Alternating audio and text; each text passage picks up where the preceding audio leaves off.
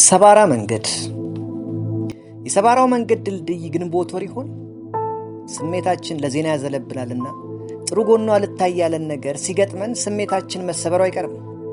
ምን ነው ባሉት ሐሳብህን ጀመርክ ከተባልኩ በግንቦት ወር በደርጉ ዘመን መፈንቅለ መንግሥት መሞከሩ ሳያንስ ሞካሪዎቹ መረሸናቸው፣ በኢህአዴግ ዘመን መግቢያ ሥርዓታቸው የተገረሰው የደርግ ባለሥልጣናት ላይ ሞት መፈረዱ፣ የኢትዮጵያና የኤርትራ ጦርነት በግንቦት መጀመሩ፣ የዓለም ፖሊስ ነኝ ባዩ አሜሪካ በደርጉ ዘመን የዲፕሎማሲ ግንኙነቷን ኢትዮጵያ ጋር ማቋረጧ፣ ወደ መልካሙ ከመጣን በኢህአዴግ ሞት የተፈረደባቸው ባለሥልጣናት ወደ ዕድሜ ልክ እስራት መለወጡና ምህረት መገኘቱ፣ በዘመነ ኢህአዴግ ብዙ ፓርቲዎች ለምርጫ መወዳደራቸው፣ ሌላው ለየት የሚለው ሁለት ኢትዮጵያን የመሯት መሪዎች በግንቦት ተወለዱ፣ በግንቦት ሥልጣን ያዙ።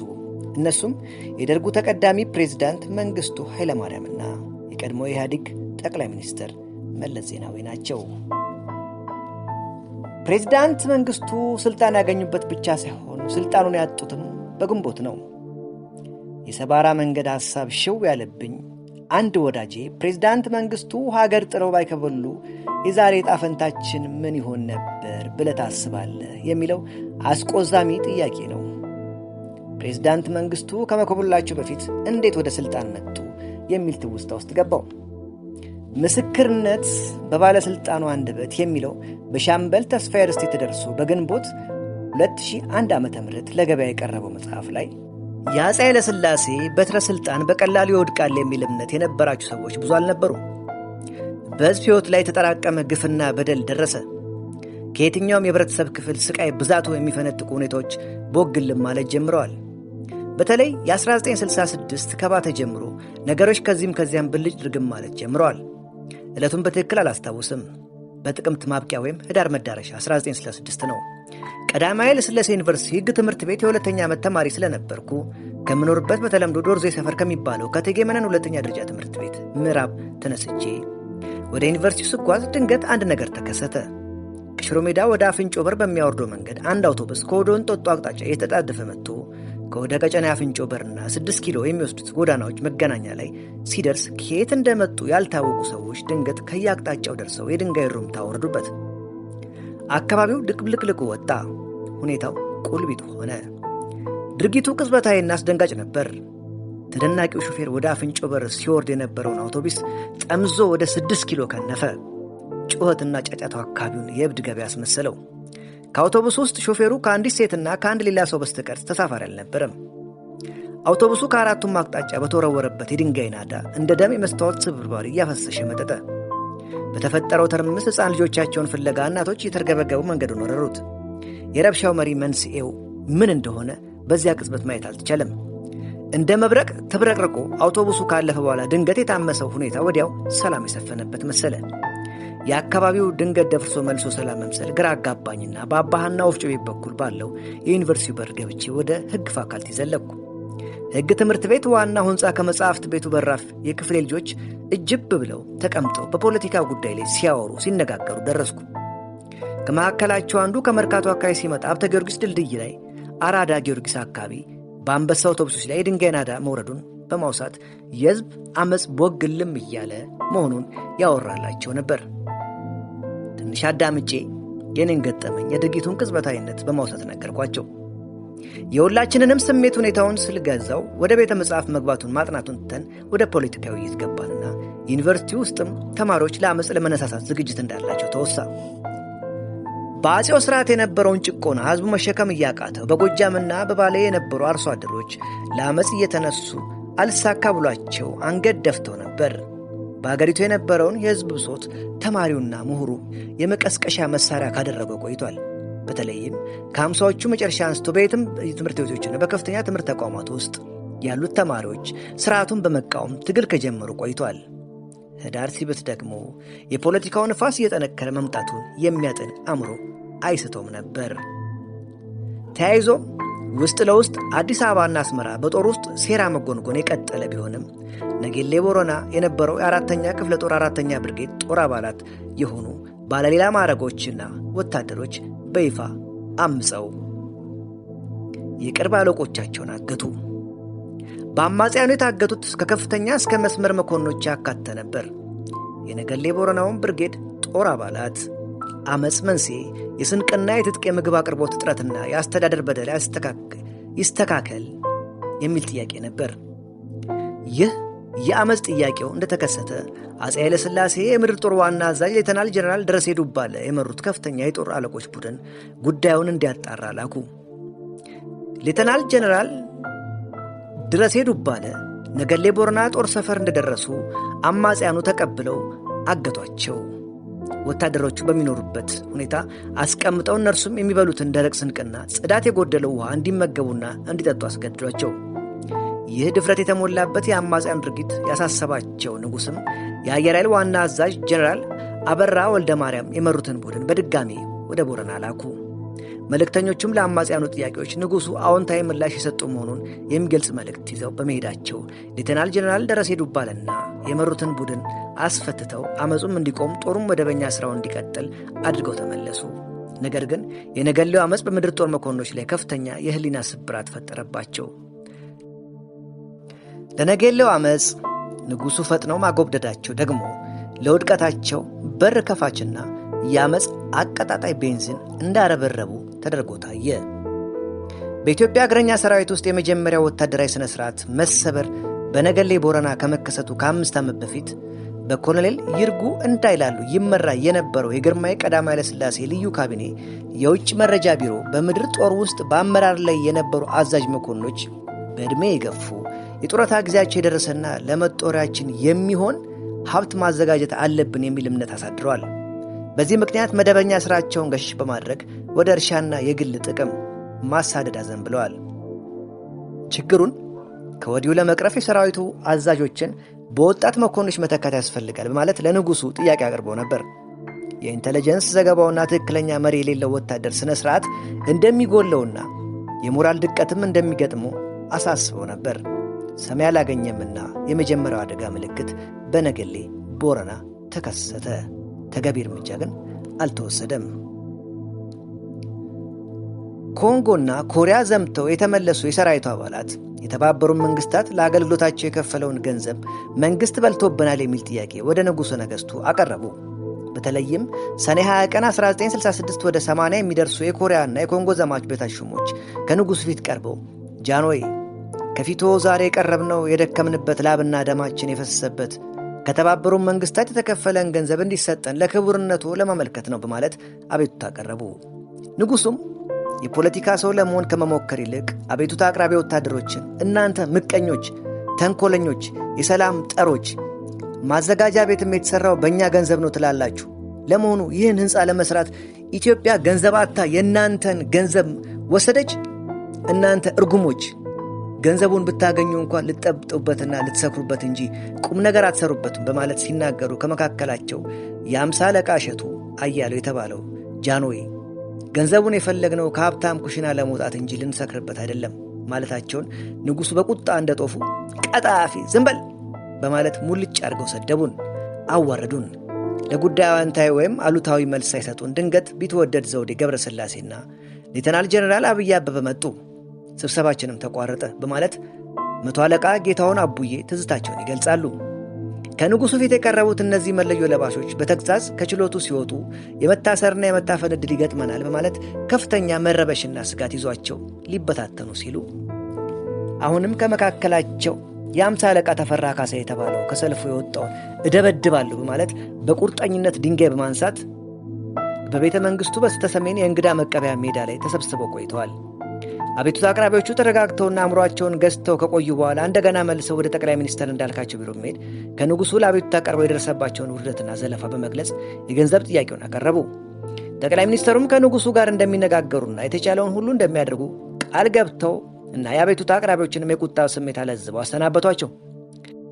አቤቱታ አቅራቢ የኮሪያና የኮንጎ ዘማቾች ከጠቅላይ ሚኒስትር ቢሮ ወጥተው አሁንም ወደ የቤታቸው አልተበተኑም።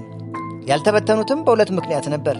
የመጀመሪያው ተገቢ ዋስትና ሳያገኙ መበታተኑ እየታደኑ የመታሰርና የመታፈን ስጋት፣ ሁለተኛ የድካማችን ዋጋ የሆነው ገንዘብ ማግኘት የሚያስችለንን ሁሉ ማድረግ ይገባናል የሚል ስሜት ነበር። ስለዚህ ወታደሮቹ ከጠቅላይ ሚኒስትሩ ቢሮ እንደወጡ በቀጥታ ወደ 4ኛ ክፍለ ጦር ጠቅላይ መምሪያ በመሄድ ወታደራዊ እንቅስቃሴ ለማድረግ መነጋገር ጀመሩ። ዘማቾች 4ኛ ክፍለ ጦር ጠቅላይ መምሪያ ቅጽር ግቢ ውስጥ ተሰብስበው መነጋገር ሲጀምሩ በመምሪያ ውስጥ የነበሩ የክፍለ ጦር አባላትም ተጨምረው ለውጥ ማምጣት አለብን የሚል ሀሳብ ማንሳት መጣል ቀጠሉ። በዚህ ጊዜ ነበር 1ኛ ሻለቃ አጥናፉ አባተ፣ 2ኛ ሻምበል እንዳለ ተሰማ፣ 3ኛ መቶ አለቃ አሊ ሙሳ፣ 4ኛ ሻለቃ ወንደሰን ብርሃኑ የተባሉ መኮንኖች ወደ ስብሰባው የተንቀሳቀሱት። ከነዚህ መኮንኖች ውስጥ በተለይ ከዚህ በፊት ሻለቃ አጥናፉ አባተ ለውጥ ለማምጣት ተደጋጋሚ ሙከራዎችን አድርገው ሳይሳካላቸው ቆይተው ነበር። ገንዘባችን ይሰጠን በሚል ጥያቄ አንዴ ከንጉሱ ዙፋን ችሎት፣ ሌላ ጊዜ ከጠቅላይ ሚኒስትር እንዳልካቸው መኮንን ቢሮ ለአቤቱታ ከፍ ዝቅ ሲሉ ውሎ በ4ኛ ክፍለ ጦር ቅጽር ግቢ ቀልቡ ያረፈው የዘማች ሰራዊት ለሴራ ጥንስስ የሆኑትን 31 ሰዎች ሰይሞ ሲበተን የተከተለው እንቅስቃሴ የኢትዮጵያ ሕዝብና የኢትዮጵያን ሕልውና የሚወስን ድርጊት ለመሆን ቻለ። በዚህ ሁኔታ 2ኛ ቀኑን የያዘው በሻለቃ አጥናፉ አባተ የሚመራው አስተባባሪ ኮሚቴ ሰኔ 21 ቀን 1966 ከ4ኛ ክፍለ ጦር ጠቅላይ መምሪያ ሆኖ መቋቋሙን በራዲዮ ራሱን ለሕዝቡ ይፋ አደረገ። በዚህ ጊዜ ሁሉም የህብረተሰብ ክፍል ይበል ይበል የሚል ድጋፍ ሰጠው። ድንገት ተቃዋሚ ይነሳብኛል ከሚል ስጋት ይመስላል የመለዮ ለባሾች ቡድን ወደ ንጉሠ ነገሥቱ ልኮ ሰራዊቱ አሁንም ለንጉሠ ነገሥቱ ታማኝነቱን በግንባር ከገለጠ በኋላ አፄ ኃይለ ሥላሴ ንጉሠ ነገሥት ዘኢትዮጵያ ከወጣት መኮንኖችና የበታች ሹማምንት ጋር ስልጣን ለመጋራት ቡራኪያቸውን ለአስተባባሪው ኮሚቴ ሰጡ። ዶሮ ጭራ ታወጣለች ካራ። ሻለቃ አጥናፉ አባተ የመሩት አስተባባሪ ኮሚቴ የሰራዊትን አባላት ደሞዝ ማስጨመርና የድርጅትና የትጥቅ ማሟላትንና የአስተዳደር በደል እንዲወገድ መለዮ ለባሹ ሲጠይቆ የቆየው የልዩ ልዩ ጥቅማ ጥቅሞች እንዲሟሉ መንግስትን ማስገደድ ብቻ ሳይሆን በአገሪቱ መሠረታዊ ለውጥ እንዲከሰት መጣር ይገባል የሚሉትን ጥያቄዎች ሲያነሳ ሲጥል የቀድሞ ባለሥልጣናትንም እንሰር፣ ማን ይታሰር፣ ማን ይቅር የሚሉትን ሐሳቦች ሲያሽከረክር በተወሰኑ ባለሥልጣናትም እስራት ሲከናወን ቆይቶ ሰኔ 26 ቀን 1966 ከምስራቁ የአንበሳው ክፍለ ጦር ተጨማሪ ተወካዮችን ተቀበለ። ከምስራቅ የመጡ የደርግ አባላት 1. ሻለቃ መንግስቱ ኃይለማርያም በጀነራል ጥላውን በሻኔ 3ኛ ክፍለ ጦር ዋና አዛዥ ተመረጠ። 2. ሻምበል ገብረየስ ወልደሃና በአለቃ የተመረጠ። 3. ሻለቃ ብርሃኑ ባዬ በአለቃ የተመረጠ። 4. 50 አለቃ ለገሰ አስፋው በሻለቃ መንግስቱ ኃይለማርያም የተመረጠ። 5. 50 አለቃ ንጉሴ ፈንታ በሻለቃ መንግስቱ ኃይለማርያም የተመረጠ። 6.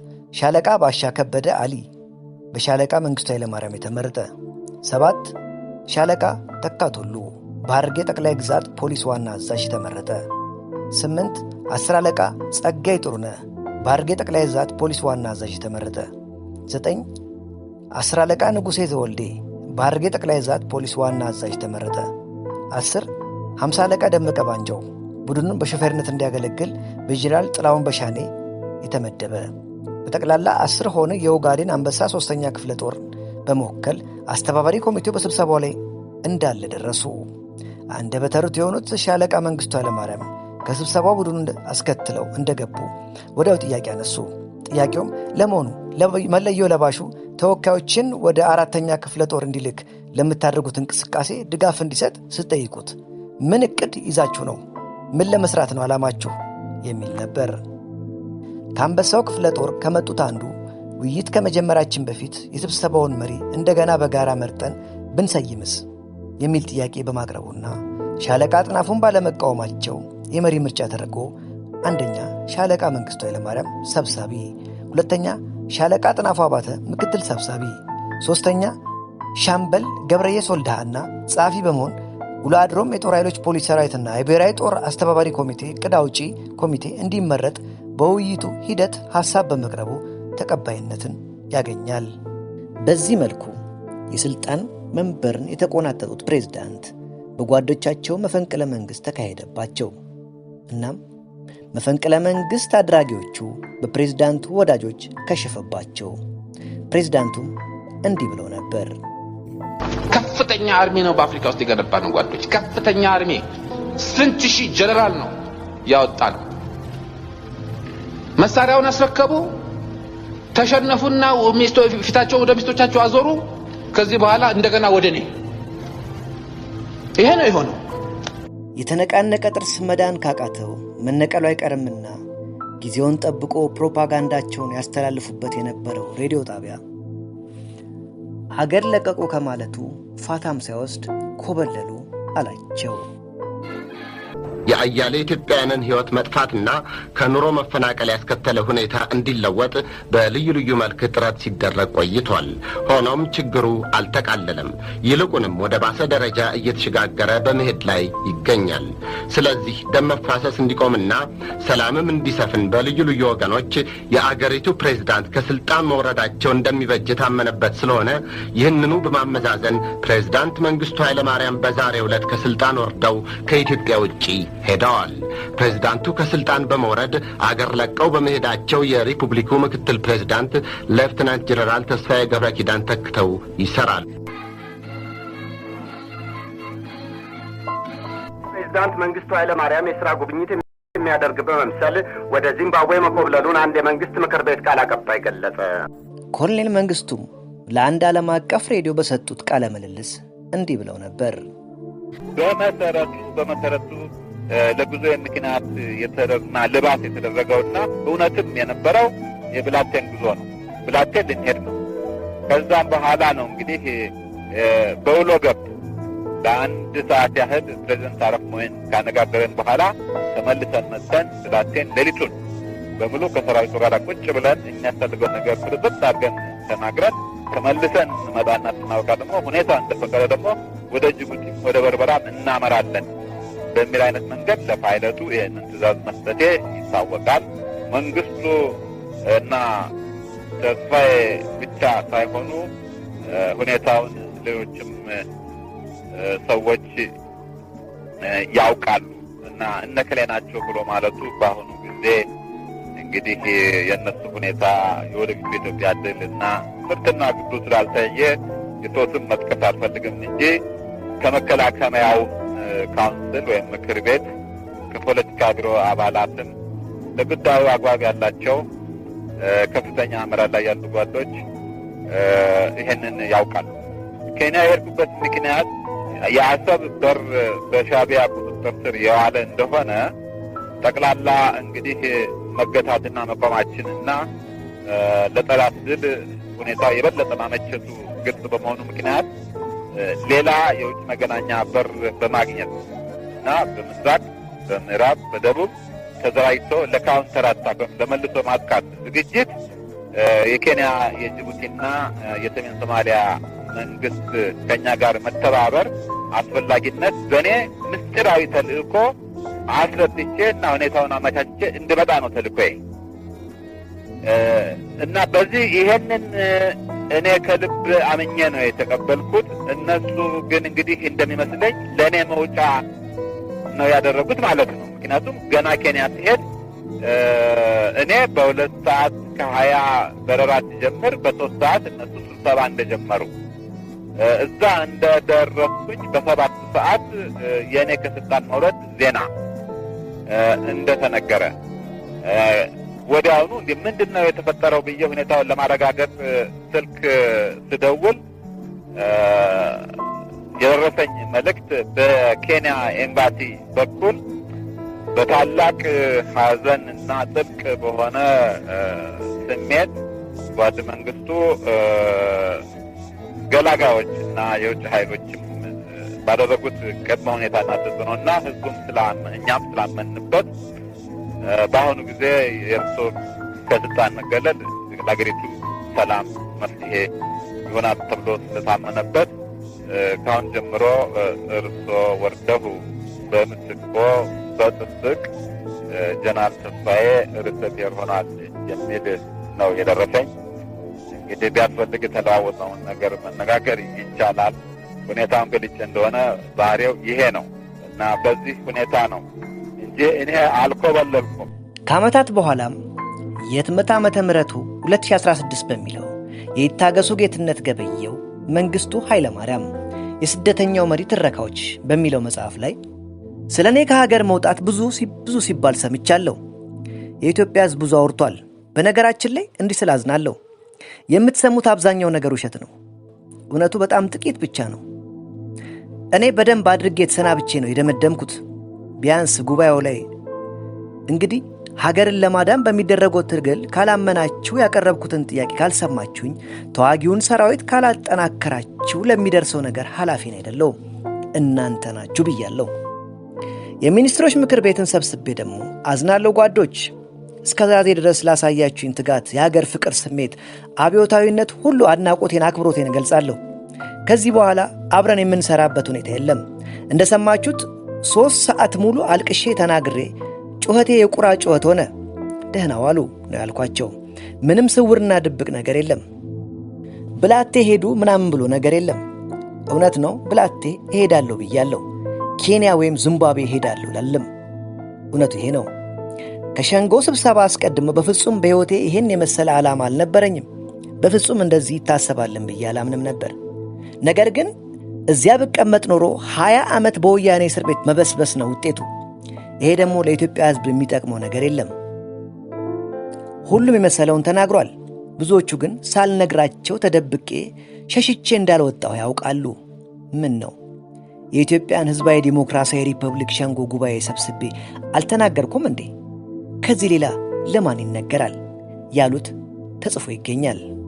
ኮሎኔል መንግስቱ ኃይለማርያም እውነታው ይሄ ነው ቢሉም በካፒቴን መኮንን አደላ ዋና አብራሪነትና በካፒቴን ያሬድ ተፈራ ረዳት አብራሪነት በተጫኑበት አውሮፕላን ከሀገር ወጥተዋል። ጋዜጠኛ ደረጃ ኃይሌ ካፒቴን ያሬድ ተፈራን እንግዳው ባደረገበት ፕሮግራሙ እንዲህ ብሎ ነበር። ካፒቴን መኮንን አደላና ካፒቴን ያሬድ ተፈራ ዳሽ 5 በተሰኘችዋ ትንሽ የአውሮፕላን አንድ ኮሎኔል መንግስቱን አይደለም አሳፍረው ይዘው የወጡት። አንድ መንግስት፣ አንድ ሙሉ ስርዓት ነው ጭነው የሄዱት። ለእኔ የሚገባኝ በዚህ መልኩ ነው። ድፍን 17 ዓመት ሙሉ ዕድላችንን፣ ኑሯችንን፣ ሕይወታችንን ሲወስንልን የኖረን መንግስትና ስርዓት ይህም ግዙፍ ነገር ነው። የዚህ ማረጋገጫው ደግሞ ሰማይ ደግፈው ያቆሙ ይመስሉን የነበሩ የቀድሞዎቹ ቱባ ባለስልጣናት በተናገሩና መጽሐፍ በጻፉ ቁጥር እዛ ላይ ሁሉም አጥብቀው የሚያስረዱን ነገር ቢኖሩ እነርሱ ታዛዥና የጉዳይ ፈጻሚ እንጂ አንድም ውሳኔ ውስጥ እንደሌሉበት ነው የሚነግሩን። እኛ ምንም የምናውቀው ነገር የለም፣ በራሳችን የምናድርገው አንዳችም ነገር አልነበረም፣ እንደዚህ ነው እያሉ ሁሉም የጻፉት። ስለዚህ ሰበባቸው ሁሉም ሲጽፉ እሳቸው ናቸው፣ እሳቸው ናቸው፣ እሳቸው ናቸው። ሁሉንም ነፍሳቸው ለመንግስቱ ሰጥተው ጨርሰዋል። አድራጊና ፈጣሪው እርሳቸው ነበሩ ብለውናል። ስለዚህ ካፒቴን ያሬድና ካፒቴን መኮንን አሳፍረው ይዘው የወጡት ግንቦት 13 1983 አንድ መንግስቱን ብቻ አልነበረም፣ ስርዓቱንና ስርዓተ መንግስቱን ጭምር ነበረ አሳፍረው ብለው የተጓዙት።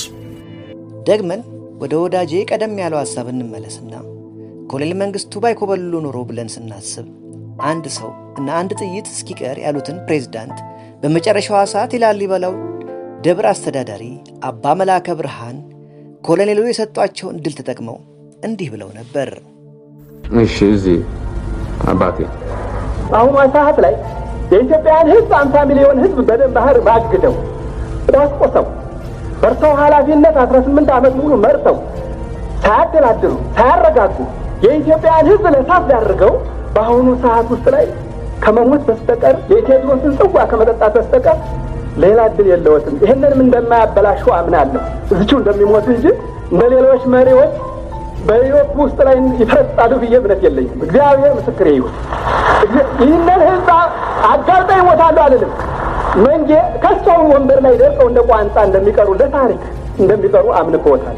ነገሩ አባ መላከ ብርሃን እንዳሰቡት ሳይሆን ቀጥታውን የብላቴን መንገድ ይዘው ወደ ናይሮቢ ሰባራ መንገድ ያቀኑት ኮሎኔል መንግስቱ የሀገር መሪ ሳይሆኑ አውሮፕላን ጠላፊ መስለው ነበር። ለዚህም ምስክርነቱን የሰጠው ካፒቴን ያሬድ ተፈራ ነው። ለጋዜጠኛ ደረጃ ኃይሌ እንዲህ ነበር ያለው። ብላቴን ልንደርስ የተወሰኑ ደቂቃዎች ሲቀሩ ከፍታ መቀነስ ነበረብን። ልክ ከፍታችንን ስንቀንስ የጋሽ ገላው የሚባሉ ሰውዬ ናቸው። እሳቸውን ይማር አሁን በቅርብ ጊዜ ሞተዋል። የበረራ አስተናጋጅ መጡና የኮክፒት በሩን ከፍተው ካፕቴን መኮንንን ይምጡ ይፈልጋሉ አሏቸው። ማን ነው የሚፈልገው ሲሉ እዚህ ደመቀ ባንጃው ወረዱ። እሺ ቀስ እያልኩ ወረዳሉ። መውረድ ጀምረናል። በፍጥነት ሳይሆን ቀስ እያልኩ ወረድ እስቲ ያሉና እኔ አውሮፕላኑ እየበረርኩ እሳቸው ሄዱ። ትንሽ ቆይተው መጡ። ፊታቸው ተቀያይሮ ድንጋጤን፣ ብስጭትም የተለያየ ነገር ብቻ አለባቸው። ምን ሆኑ ስላቸው አይ ወደ ናይሮቢ እንሂድ አስቸኳይ ስብሰባ አለኝ ብለዋል ፕሬዝዳንቱ አሉኝ። እኔም ደነገጥኩ። ናይሮቢ? ለምን ናይሮቢ?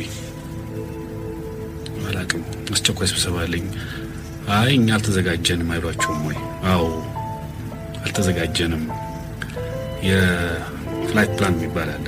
ፍላይት ፕላናችንም ለዛ አይደለም የተሞላው። ሰው ሀገር ዝም ብለን መግባት አንችልም ብለው ሲነግሯቸው ፕሬዝዳንቱን ይህን የምነግርህ ከኮሎኔል መኮንን የሰማሁትን አይ አንተ ደግሞ መኮንን የኢትዮጵያን ካርታ እንደ እጅህ መዳፍ አይደል እንደምታውቀው በዚች በሩዶልፍ በኩል አቋርጠህ ትሄዳለህ።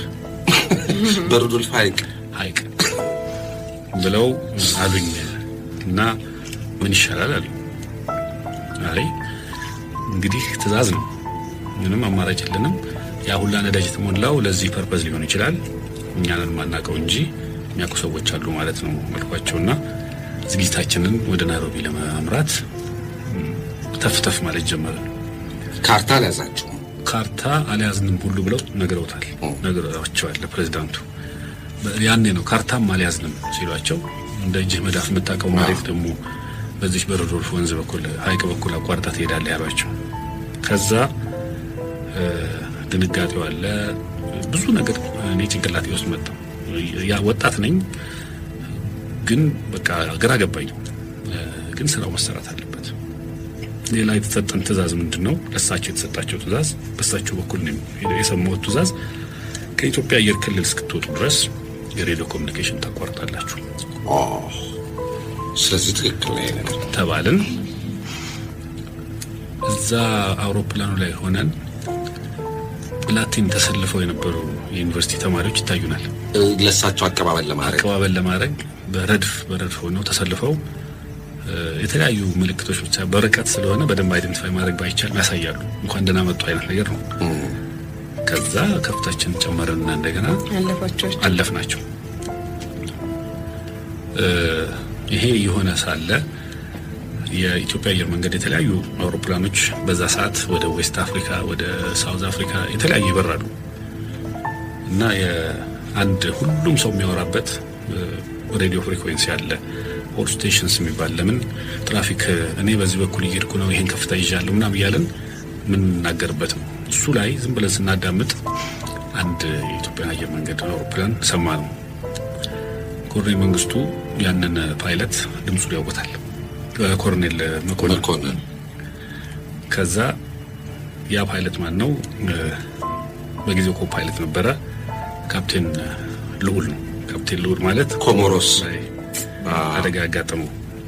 ከዛ ጋሽ መኮንን ምንድነው ሲላቸው ሬዲዮ ፍሪኩዌንሲ ቀይርና እናነጋግርሃለን አሉት። ከዛ መነጋገር ጀመርን። ወደ ናይሮቢ ሄዱ ተብለናል፣ ተገደን። እንግዲህ ብዙ ያሳሰብከኝ ወዳጄ፣ ሰባራው መንገድ በግንቦት ጥግ ላይ መሪያችን ባይኮበልሉ ኖሮ ላልከኝ ቢሆን ኖሮ ከሚባል ነገር ይሰውረን እያልኩ ከሐረር አሳብረው ሐራሬ የገቡት ኮሎኔል መንግስቱ ከቢሆን ኖሮ ይልቅ የሆነው ይህ ነው። ፕሬዝዳንት መንግስቱ ኃይለማርያም የሥራ ጉብኝት የሚያደርግ በመምሰል ወደ ዚምባብዌ መኮብለሉን አንድ የመንግስት ምክር ቤት ቃል አቀባይ ገለጸ።